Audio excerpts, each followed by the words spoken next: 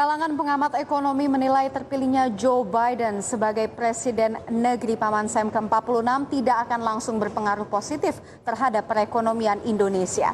Adapun dampak jangka pendek yakni meningkatnya aliran modal asing yang masuk ke negara emerging market termasuk Indonesia.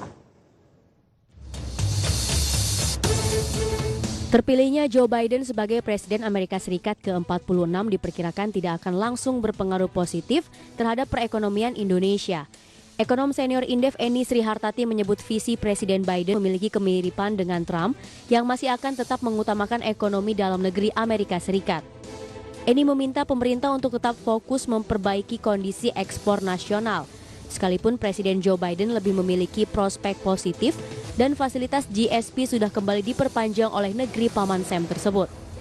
Sekarang yang justru harus diantisipasi adalah bahwa dengan upaya pengetatan dan proteksi terhadap perdagangan internasional, maka yang harus Indonesia lakukan adalah bagaimana meningkatkan daya saing dari produk-produk ekspor kita ke Amerika, terutama industri-industri yang berbasis food loss industry, yang dimana sekarang kita kalah bersaing dengan Vietnam, terutama TPT dan industri pakaian jadi, termasuk juga hilirisasi CPO kita.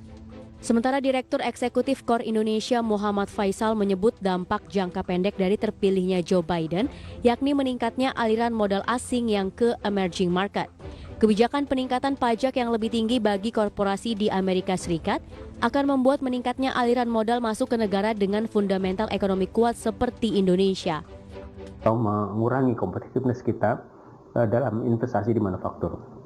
Lalu yang kedua juga dari sisi dampak terhadap capital flow. Nah ini mungkin lebih cepat terasa karena dengan demikian kecenderungan untuk kemudian arus modal keluar daripada Amerika itu akan kembali meningkat ya, dan ini menuju negara-negara emerging markets, dan ini mungkin dampak yang akan lebih terasa ya bagi Indonesia, terutama yaitu di investasi.